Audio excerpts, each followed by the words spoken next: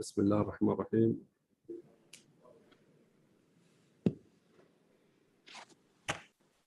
Good afternoon. Khalifa Award for Education would like to welcome you to Early Childhood, an Emirati Vision for a Bright Future webinar. Coinciding with the country's celebration of Emirati Children Day. My name is Ahmed Ibrahim, and I'm a member of the Executive Committee at Khalifa Award for Education, and I will be your moderator today. Tomorrow, we are celebrating a Children's Day 2022 with the theme, The Right to Health, in line with the government's explicit commitment to upholding children's rights, in line with the full commitment of the UAE government to support the rights of the children, as stipulated in Wadima law, and to promote the right of health for all children, including people of determination and their families, and relevant institutions in issues and topics related to them and community development. And the commitment of the UAE government, which is translated to a reality at federal laws, Ministry of Education, Ministry of Community Development, and Ministry of Health, and other entities, like the local entities here in Abu Dhabi, Early Childhood Authority, Department of Community Development, and other in Dubai and Sharjah. And explicit support from the President of the Supreme Council for Motherhood and Childhood, Her Highness Sheikha Fatima bint Mubarak, the mother of the UAE. And the Ministry of Education assigning early childhood education and care. From there, we will start. You will be hearing a presentation from Dr. Samir Al-Hosani about the efforts of the United Arab Emirates in the early childhood on this very timely subject. But before we get started, I want to take a few minutes of your time to talk about our speaker. Dr. Samir Al-Hosani is a director of the Department of Humanities and Languages Curriculum at the Ministry of Education, an expert in the education affairs, a researcher and a writer. Dr. Al-Hosani has obtained her bachelor in English language and literature in UAE, followed by her first master degree in education from Deakin University in Victoria, Australia, and her second master degree in education leadership from HCT in Abu Dhabi, while the third postgraduate degree is in school inspection and regulations from the UCL UK, which was the path to pursue her PhD philosophy of education from UAE. Dr. Al-Hosani has a great passion in humanities and ancient civilization. So she did more than 5 postgraduate courses in biblical studies.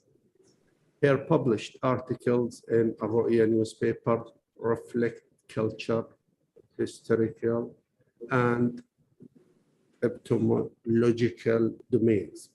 Please welcome Dr. Samira Al-Hosani.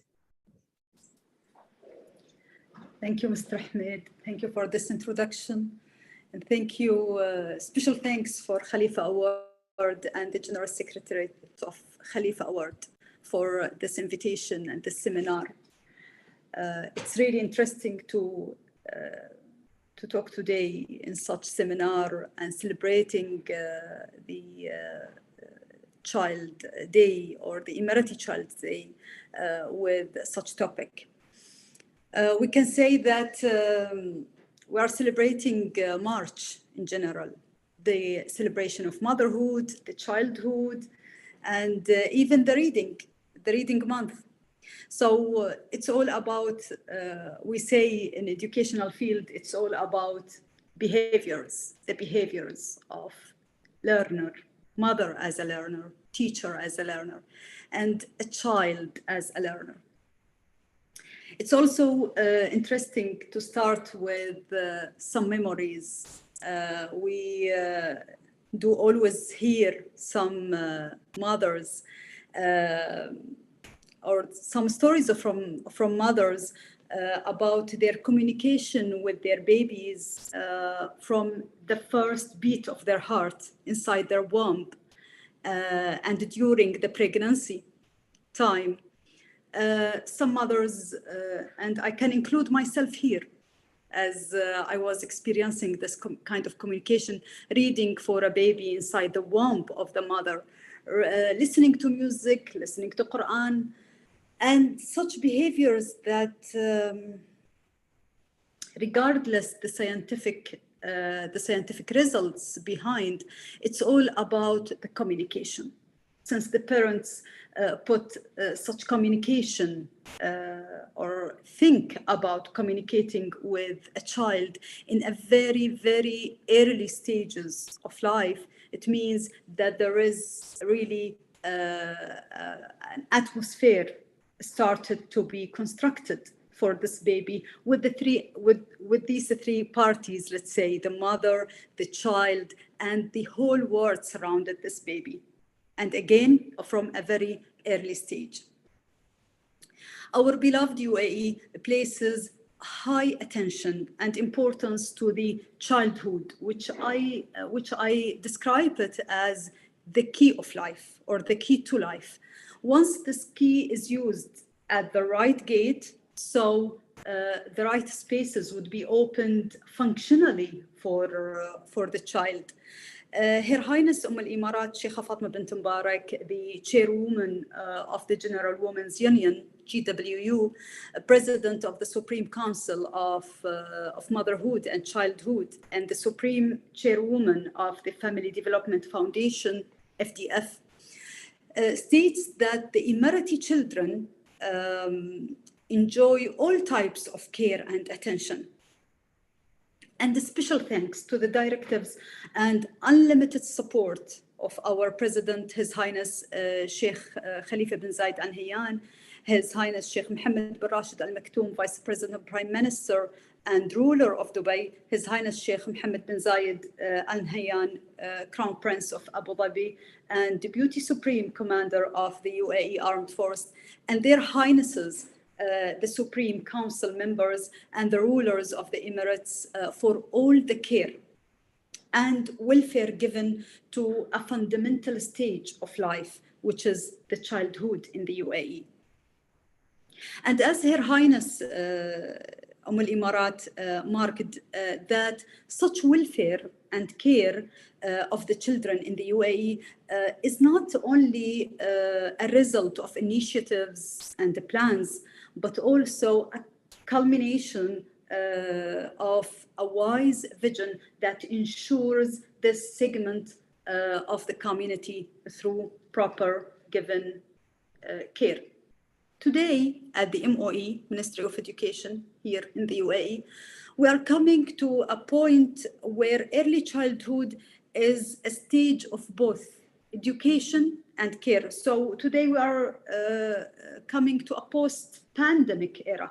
We are coming to even a post-modern era. So both in one, let's say, plus the fourth industrial revolution.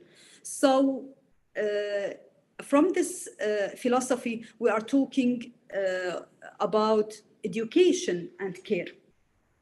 His Excellency, the Minister of Education, Hussein Al-Hamadi, stresses the importance of early childhood education for a robust preparation of a human capital, as His Excellency mentioned that the UAE is currently enjoying a golden age in terms of matters of education and support also and development of the educational process. And this was actually let's say, this was really the step of the birth of BAM, BAM is the MOE curriculum for براعم المستقبل, which is the Arabic term for buds of the future, or let's say براعم المستقبل BAM is the curriculum of early childhood education. And let me simplify it more as I don't know if the presentation is shown here. Fatma will put it in a second. Yeah. So yes, BAM is what I'm going to talk about it. It's really, let's say, not enough to use one session talking about the services for early childhood in the UAE today. In just, let's say, 50 to 60 minutes. And that's why I'm presenting today one of the most important steps that's been taken from by the MOE, or Ministry of Education, to put a framework for the whole educational process of the early childhood, which is again BAM, the براعم المستقبل, or buds of the future. But if we say, or if we ask a very simple question, why is BAM? Can we move next? Yes, Amor, next. Next, please. So, yes. This simple question leads us to a very simple even answer. The why is BAM, or why BAM exists? Because in the UAE today, as His Excellency, the Minister of Education mentioned, that we are coming, or currently enjoying, the golden age of the educational system in the UAE. So this curriculum came out to serve the ECEC, or the Early Childhood Education and Care Centennial Strategic Goals. The Centennial Strategic Goals concentrate on human capital, workforce, pedagogy, family engagement, curriculum, and knowledge management. So it's all about achieving the centennial strategic goals through such path. Next, please. So, as we mentioned earlier, that BAM serves the childhood from zero to 8. The 0 to 8 with the 0 to 8 curriculum with 7 components. The components includes philosophical framework, scientific framework, the child profile, which is considered as the benchmark for the curriculum, the benchmark that is nationally and internationally meet the standards to such curriculum. Also, practitioner guidance with assessment guidance, parental guidance, and parental engagement, where strategies to help educational settings to build effective partnership with the first initial main stakeholders, the parents. Next, please. The age group, we said 0 to 8, but 0 to 8, we can divide it into two stages of preschooling and stages of schooling. This is for the early childhood as known by the society and by everyone at the community, particularly the parents. So we have the infants from birth, or from 0 to 12, moving then to toddler, from 13 to 24 children, and then the pre-KG, and usually with the nurseries from 3 to 4 years, while the schooling start for starts for early childhood from in the UAE, of course, still we are talking about the UAE. So from 4 to 5 for KG1, then KG2, 5 to 6, moving then to grade 1, 6 to 7, and roughly 7 to 8 for grade 2. Now, talking about the areas of development and learning, this is something that is very important for every parent. This is something even very important for teachers, for educators, for everyone who concern the childhood. And to even elaborate more about areas of development and learning, we need too many studies to present, actually. Piles of theories written in such area. But we have here some specific drives. So, next please. So if we go to the drivers of the development, we can find I can say here, the socialization in general. Such socialization ramifies to physical health and well-being, social competence, emotional maturity, emotional intelligence, language and cognitive skills, and communication, collaboration, and partnership. Coming next to one of the most important stages for this curriculum. This curriculum enhances, promotes, and supports the parents as partners. Of course, undoubtedly, parents are the main and the major stakeholders in this process. So this curriculum attempts to open the gates for every parent, for every mother and father, for every guardian to exchange the best practices, or give us more opportunities to exchange best practices and to make such involvement more effectively. So here where we need the effective involvement, precisely nowadays it's all about parents' involvement.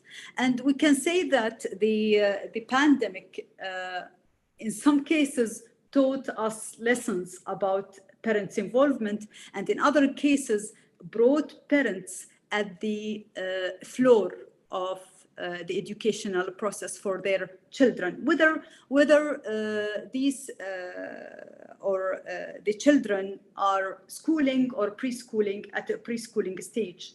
It's all about the engagement and the involvement of parents in early childhood education.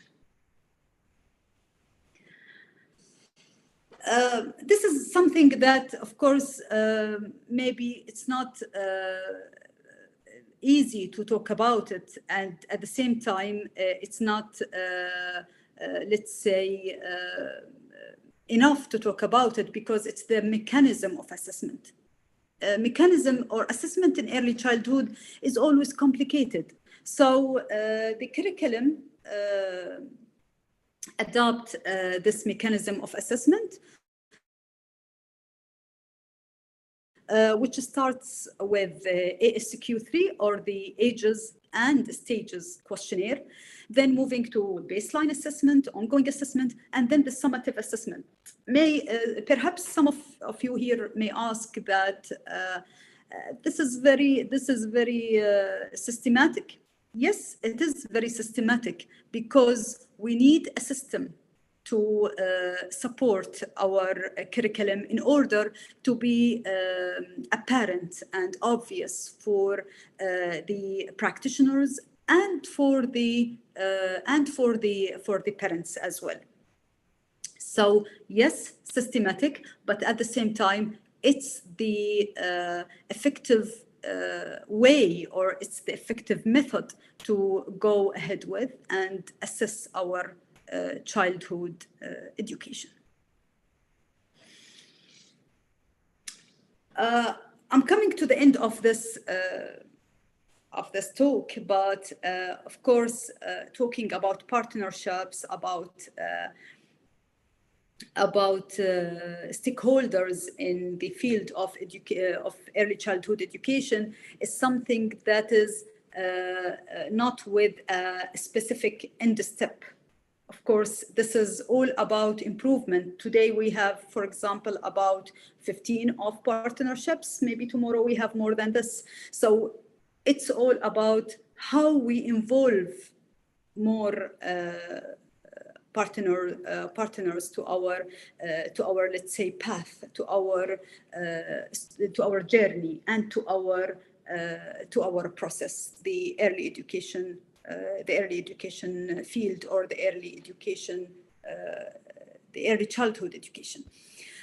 Here where also I can say that today we are coming to talk about services. Yes, services are there, but again, let's think about early childhood as services of both education and care at the same time. It's all about also to bridge the gaps between, let's say, partnerships, and at the same time to bridge the gap between the learner and the other entities who serve this learner. This learner within the preschooling stage or the schooling stage. Remember always that child doesn't have a specific time for learning. It's all about lifelong learning. It's all about, again, what we have mentioned earlier, the exact key and the right key that you open the gate where you open the spaces for this child. Thank you so much. And thank you, Dr. Samira. You've mentioned a very important point here. One of the most important was the parents and the parents' role. And I think the last slide talked about the synchronization between all government entity to deliver the vision of the country. And the early childhood is one of the most important pillars. I'd like the website of the Ministry of Education when it talks about the early childhood starting from the age 0, and even segmenting it to different groups, like 4 groups, all the way from 0 to 4 years, I think. So it's before the school. And one of the really interesting points was the learning for the toddler at the age of 0 to 3, even how to play with him. It's like a learning, and that supports your statement that the learning is a journey starting from 0 all the way to our end. So thank you very much, Dr. Samira Al-Hosani, for addressing this interesting topic. And now we'd like to move along to our session. Please welcome Dr. Bushra Ad-Dura, who will be speaking to us on global leadership in early education or early childhood and development in the UAE. Dr. Bushra Ad-Dura is an early childhood specialist and a child rights advocate with over 30 years of experience. She is currently the Childhood Education Nursery Improvement Advisor for Sharjah Private Education Authority, SPEA. Prior to the current position, Dr. Kadura served as an advisor to national and international organizations from 2008 all the way to 2013 to support the implementation of ECED national agenda and achievement of SG or SDG 4.2. Dr. Kadura is an active member of Scientific Committee of Arab Resource Collective, Mentor Arabia, the Association of ECE of Ontario, and the Center of Arab Research and Development. Her vast experience in international best practice was instrumental in the scaling up of many early years interventions and deliver projects such as MOCEP, PPP, inclusive education, children's rights.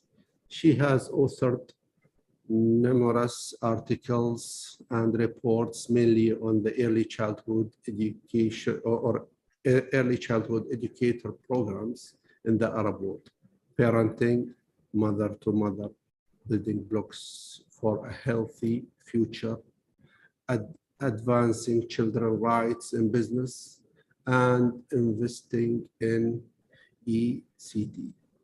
Dr. Adora, mic is yours, please. Thank you very much. Thank you very much. I'd like to share my screen if it's possible. Fatima, the presentation, please. Fatma, may I share my screen? I think it's possible. All right. Is that okay? It's there. So it's there. So first of all, thank you very much, Dr. Samira. I think we are in my talk. If you want, we will be meeting at several points, of course. I would like to thank the Khalifa Award for Education for inviting me for this really, to me, these are crucial discussions to build the understanding of early childhood education. And I would also like to wish every Emirati child and a citizen of the Emirate, a child who lives in the Emirate, on the Emirati Child Day tomorrow. I think they are very lucky to be living in a place like the Emirate where children's rights are celebrated all the time. I was actually inspired by the title of the, or the theme, if you want, of the, let me see, how am I going to do this? Because, okay, there you go. I was actually inspired by the title, which is A Vision for the Next 50 Years. And this is where we would have to think in the future about why should we invest more in the early childhood education? Where should we focus our investment today in the future? And how we can join forces to strengthen the UAE capacity and support esteemed organizations such as the Khalifa Award, the Supreme Council of Motherhood and Childhood, the UAE government, to effectively scale up early childhood development initiative and project in order to achieve the Sustainable Development Goals. So it's not what my talk would be, is about how we can scale up effectively the projects that we are doing right now. And then what are the challenges that are going in scaling up intervention now, and how can we collaborate together on a state level to to continue investing in early childhood education. Before we go this, in order to invest in the future, I think we just need to understand a little bit about the historical fact of early childhood education. In the early childhood education, the first actually recognition of the early childhood education, ECE, was in 1989 when it was adopted by the UN Convention on the Right of the Children. And this was, we were over the moon, early childhood educators, that we were able to put it on an international drive for expanding education for early years. That's in 1989. In 2010, we actually, it was very important, and I'm very happy to say that I was part of this, the paper, the recommendation paper that set up this, in the World Conference on Early Childhood Care and Education in Moscow. It was the early childhood education and care. And this is what Dr. Samira was talking about, the care part, not only the education, but the care part. And this was actually what happened is that the holistic development for early childhood education was started to be a framework where the UNESCO or OECD countries were starting to develop in order to measure the early childhood education and care. And this was a big, big move. But the biggest success and the biggest move and the biggest paradigm shift was in 2015 when Ban Ki-moon introduced early childhood education and development and care in the Sustainable Development Goal, and it was adopted by all 196, it's not 193 members, it's 196. Now this is a very, very important. Why? The Sustainable Development Goal number 4 and 4.2 in particular actually embraced young children's development, and I highlighted this, seeing it as a key to the transformation that the world seeks to achieve by 2030. And they were inculcated a very broad agenda, a United Nations agenda, to commit to expand national and international resources for improving child development from pre-conception, that means before birth, to 8 years old. And that is very extremely important. Why? Because early childhood education and development, as you know, is a multidimensional, multi-sectorial. So it cuts across all 17 goals. And the Sustainable Development Goals are not like the Millennium Goals to eradicate poverty. They are for rich and poor countries. And 196 heads of state have signed and committed to achieving these goals by 2030. And they meet every 2 years. And there is an index where the countries are shown, particularly on which areas. So we're talking about investment in policies, in programs, in regulation, about in development. And early childhood education and development does not mean only early childhood education, does not mean early childhood education and care. It means early childhood education, parenting, which Dr. Samira just talked about how important it is, in development in the environment, all of these issues that affect children. So that's why this statement and this inclusion is extremely important. And we had a great opportunity for investing in early childhood education. I mean, early childhood education and development became so famous. It's a trend now. It's more famous than Louis Vuitton, believe me. Everybody wants to invest in early childhood education. Global institution, UNICEF, the World Bank economists now are really working on developing, on investing in early childhood education, and not only health, not only education. And why is that? It's because they've realized after so many, this is not the time to talk about it, but all the research, there was ample scientific evidence. Of course, when you invest in early childhood education, when you put them, then you have funding to research in the field of education, cognitive behavior, anthropology, biotechnology. All they have really shown how indicated the economic and social benefit for society far beyond our imagination when investing in the early years. You see, we were fighting for early childhood education integrated so that we will stop children from dropping out. And now we are talking about a whole economic development and saving for the future of the countries. We have now all the advances in the neurosciences, molecular biology have showed us, and they can provide the common ground, scientific background on which policymakers, business executives, civic leaders, and practitioners can design effective policies on which to intervene for children in the first years of life. We know that thousands, and from then on, thousands and thousands of interventions have been implemented for every platform, for teachers, for parents, for paraprofessionals, for fathers, for economists, and for media. And now, and some have been able to scale up and some haven't, unfortunately.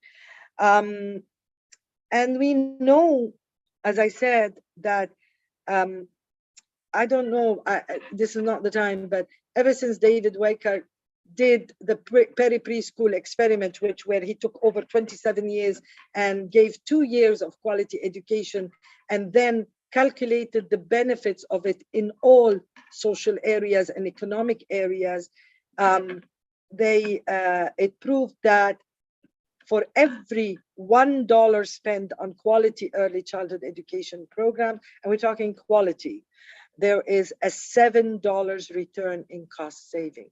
That means the government, if I give good, healthy nutrition for these kids, it will save me, for every dollar I spend, it will save me $7 later on in healthcare, whether in diabetes or etc. So this is why early childhood education is no longer only for teachers, for development of the education and care, but it's also for economic benefit.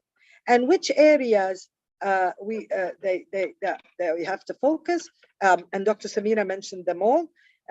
Start at the beginning, usually the conception to age 3, where you have the health, nutrition, the home, exposures to violence, stress, opportunity for exploration, families and communities. And this is based, I'm sorry, I didn't reference that. This is based on the consultative groups, 4 cornerstones.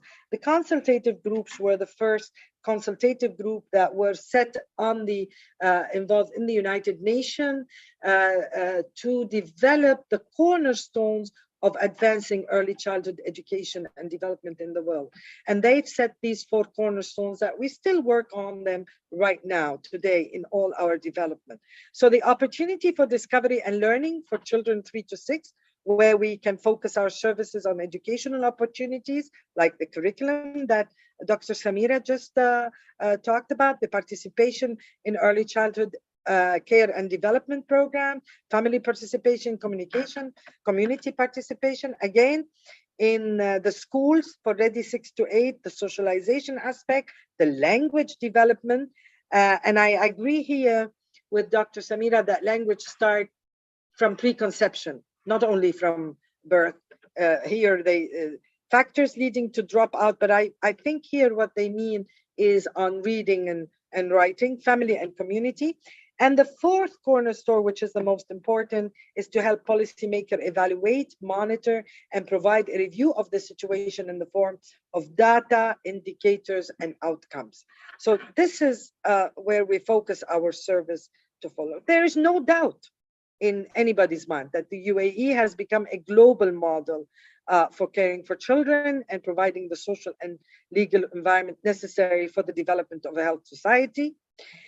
And if we look at it, look at the mobilization and delivery of financial resources, the expanding of the early childhood enrollment, the promoting quality learning in early childhood education, sponsoring early childhood education and care in countries affected by fragility and context. I've just read that there is, they're going to give lessons. I don't know. I've just read there was some initiative to teach children with crisis and displaced, exchanging knowledge and innovation.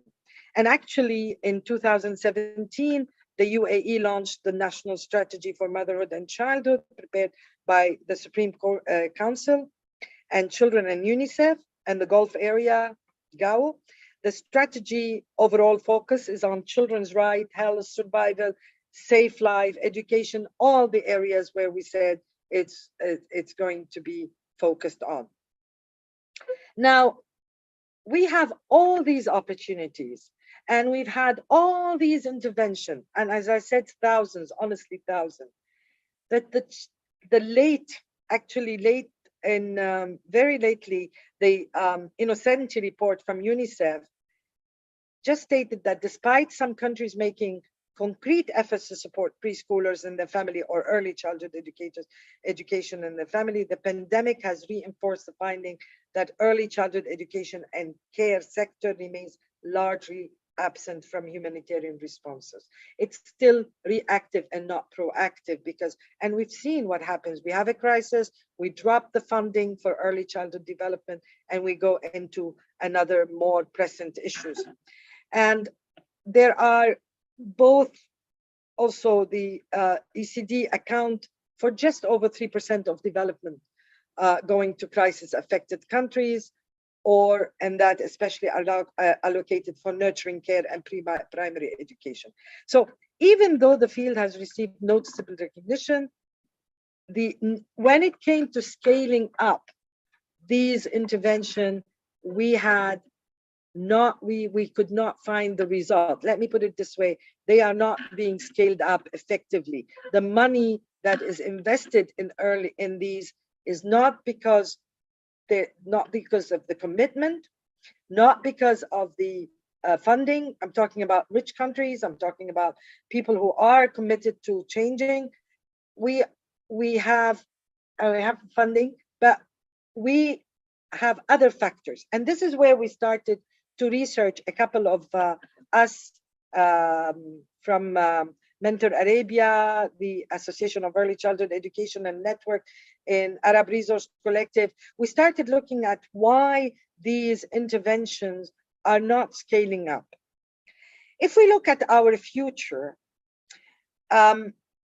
never in the life of human history have we encountered such unprecedented challenges in the future.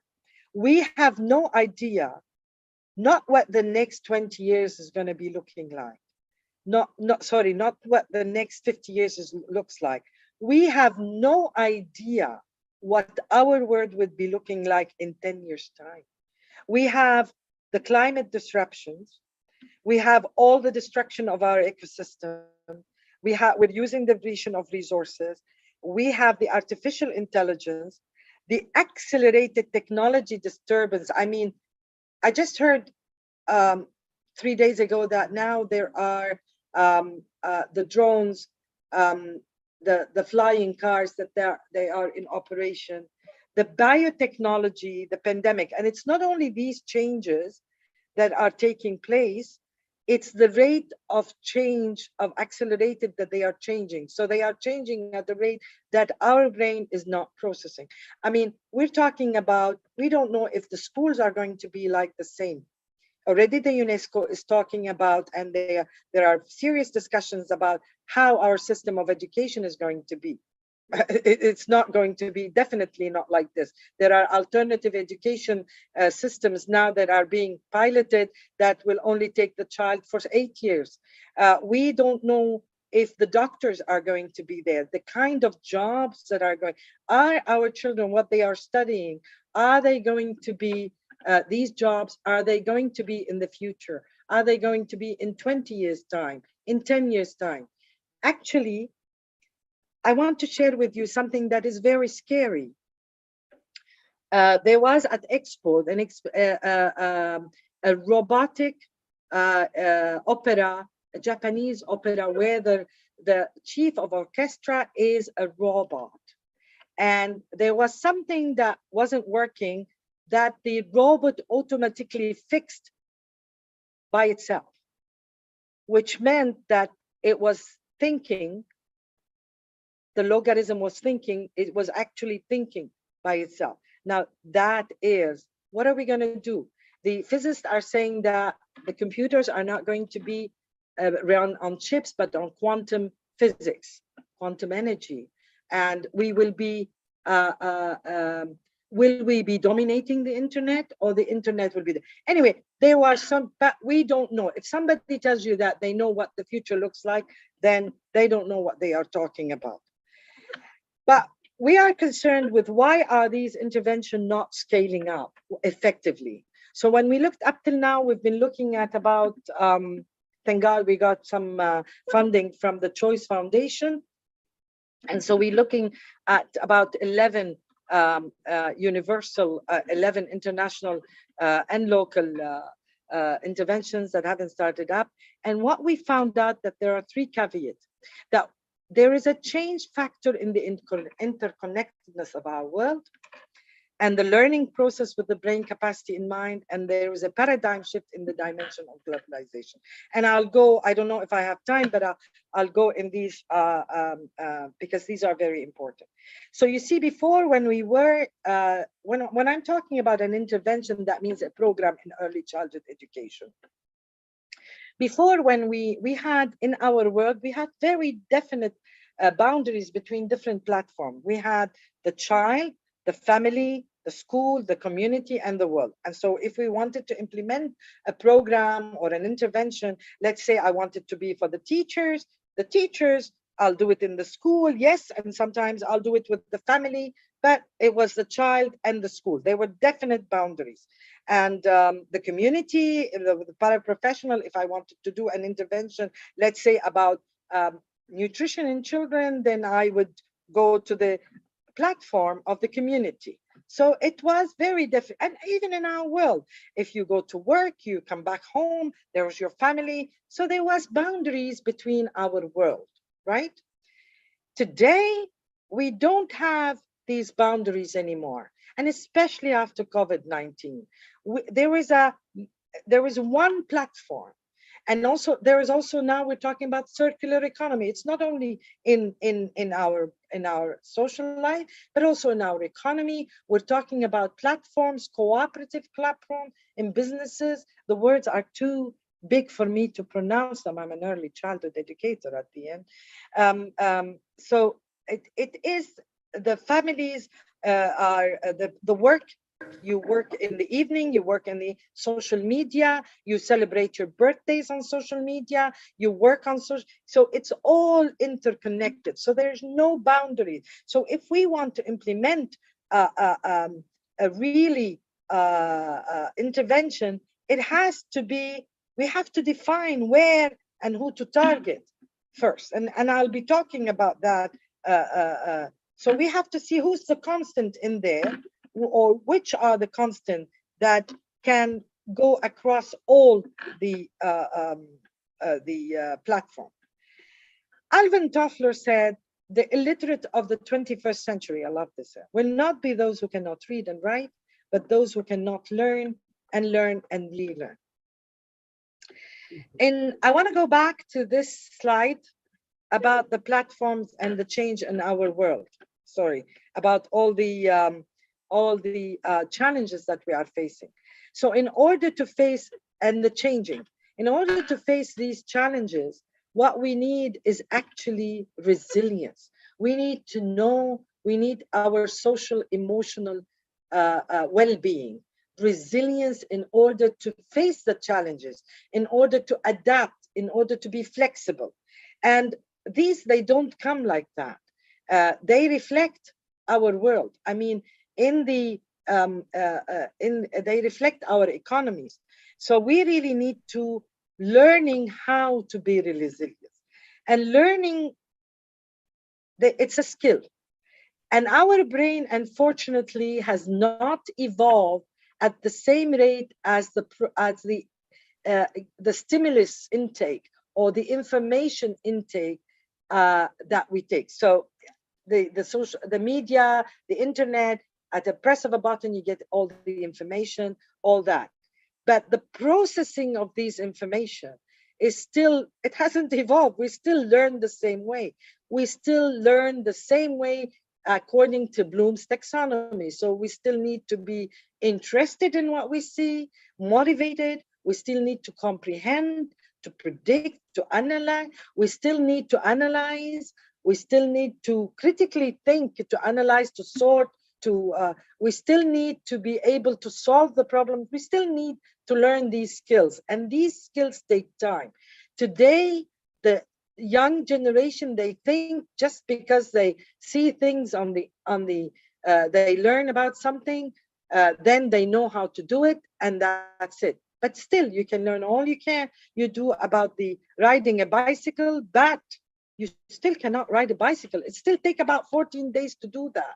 So we have to learn how to learn. We have to go back to the basis and really deconstruct the learning how to learn at each phase, until we never know. Maybe in about 20 years from now will be like the Matrix movie. I don't know if somebody has seen the Matrix. We'll have an app that we'll put in our main, and then we will be able to drive a car, for example. Okay, so it's not like this. Now, the most important thing is not only, so we're talking about resilience, well-being, we're talking about, this is where we need to invest, we're talking about learning skills, and we're talking about the impact. The paradigm in the globalization, whether we like it or not, globalization is much stronger today than yesterday, than before. Look at the pandemic, look at the COVID-19. We need all the world to combine and collaborate together to solve this problem. We need all the world to combine and to work on climate change. Why is the UAE doing all this, investing all this money, and we don't have the same pollution? But because if somebody is going to pollute in the North Pole, it's going to affect us all. So the impact, when we look at the impact, it has to be on a global level or on a community level. I always give this example. When I used to give parenting sessions for the parents in Lebanon about how they shouldn't be hitting their children in corporal punishment. And one day I was giving that talk in a prestigious school. And one of them said to me, one of the parents says, "Doctor, you always keep talking about this. Look at us. I mean, we grew up my mother was hitting me. The shoe would be like a rocket following me. And there I am. I'm a doctor. I'm very happy and very, very involved. And we're fine. We're okay." And I said, "Yes, you are okay. You did the war, the civil war, where 150,000 people died." "Oh, no, we didn't do." I said, "Yes, of course you did. You did not question and advocate enough and communicate and color to stop the war or to let the other people come and do the war." So it's not, the impact is not today. It's like when we teach the children to predict or infer, when we read for them a story and we look at the pictures and we say, "What do you think this is the picture? You know, what do you think the story is all about?" And I always say, "Why are you teaching them?" "Oh, to infer." And I said, "Good, that's great, so that they can," why? "So that they can understand the story."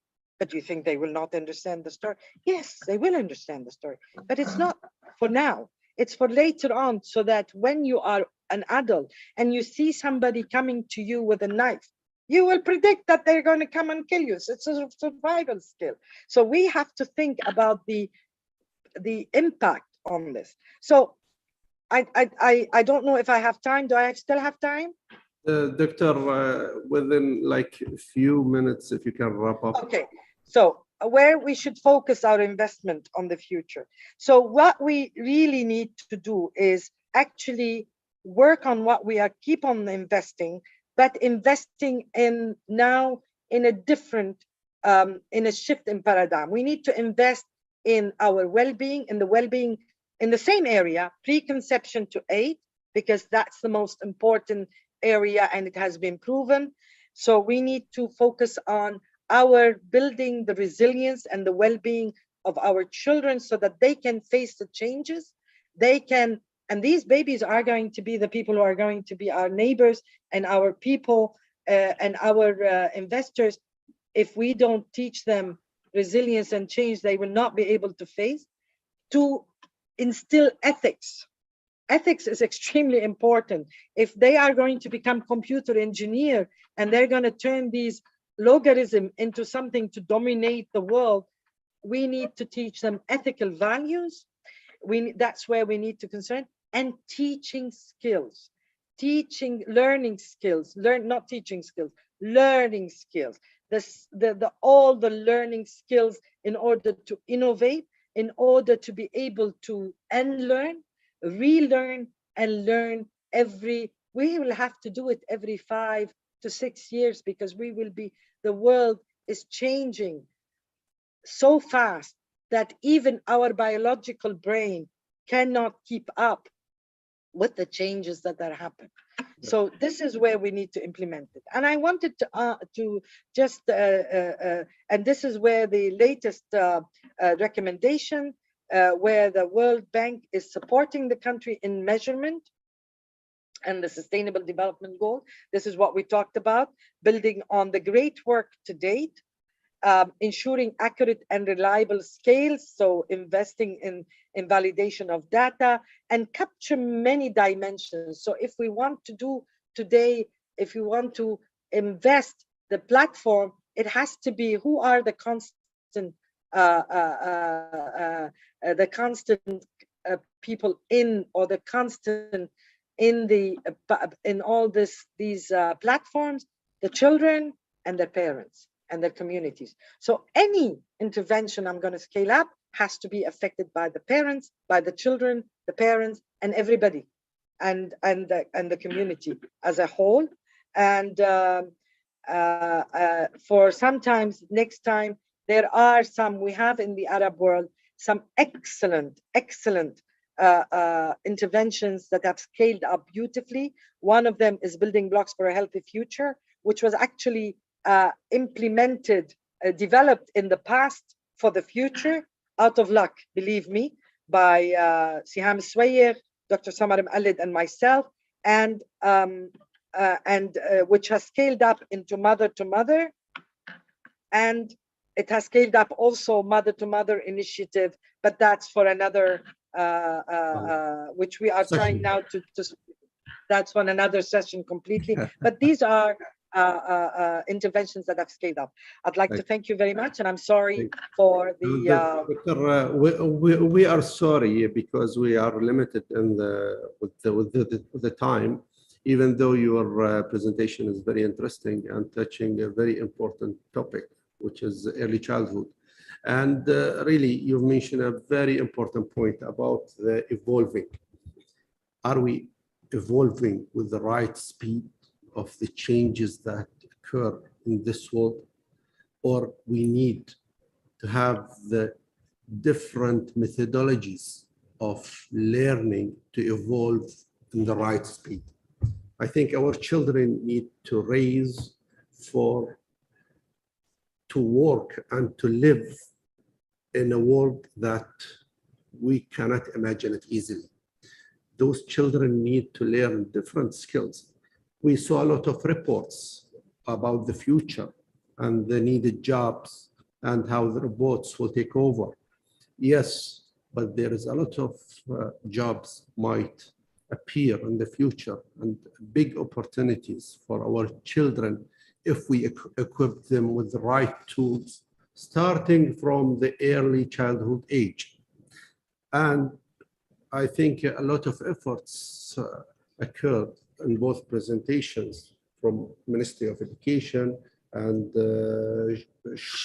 Sharjah private early childhood, sorry for the... Sharjah Private Education Authority. Yes. A lot of efforts, and the UAE government actually didn't spare any efforts to support that. And we in Khalifa Award for Education tried our best by bringing the award of international fields of early learning for both best research and studies and best program for early childhood. And unfortunately, clock is ticking, time is finishing. Would like to thank you very much, Dr. Samir Al-Hosani and Dr. Bushra Qaddoura, for addressing this interesting topic. On behalf of Khalifa Award of Education, thank you for joining us today, and extended thanks to everyone in this webinar. I'm looking forward to see you in our next webinar. Stay safe. Thanks a lot. Thank you very much. And happy Emirati Child Day. Thank you all.